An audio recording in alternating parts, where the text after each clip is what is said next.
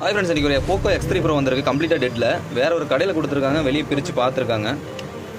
இது என்ன கண்டிஷனில் இருக்கிறதுங்கிறத நம்ம பிரித்து செக் பண்ணி பார்க்கலாம். இது டூயல் லேயர் CPU பிரிக்கிறதுக்கு மேலே பிளேட் எல்லாம் ஷீல்டெல்லாம் ஓப்பன் பண்ணியிருக்காங்க அந்த கவரை. அதுக்கப்புறம் அவங்க எதுவும் பார்க்கல. இந்த CPU ரேமை பிரித்து வேலை செய்ய ஆரம்பிச்சிடலாம்.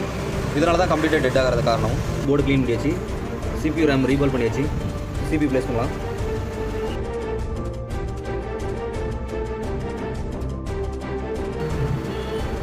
ஓகே, இப்போ ரேம் ப்ளேஸ் பண்ணலாம். CPU ரேம் ப்ளேஸ் பண்ணியாச்சு. இப்போ ஃப்ரேமில் போட்டு ஆன் பண்ணி செக் பண்ணி பார்க்கலாம்.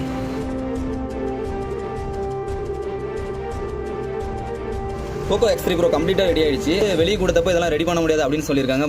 டிவைஸ் வந்து CPU அண்ட் ரேம் கம்ப்ளைண்ட்டை சால்வ் பண்ணிட்டு அவரோட டேட்டாவோடய ரெடி பண்ணியாச்சு. உங்களோட டிவைஸ் இந்த மாதிரி கம்ப்ளைண்ட் இருந்துச்சுன்னா 100% ரெடி பண்ணிக்க முடியும். கீழே இன்ஸ்டாகிராம்லேயே வாட்ஸ்அப் நம்பர் கொடுத்துருக்கேன். கான்டாக்ட் பண்ணுங்கள். எந்த ஊர் எந்த பிளேஸ் இருந்தாலும் சரி கொரியர் சர்வீஸ் உண்டு. ஓகே, தேங்க்ஸ் ஃபார் வாட்சிங் வீடியோ. பாய்.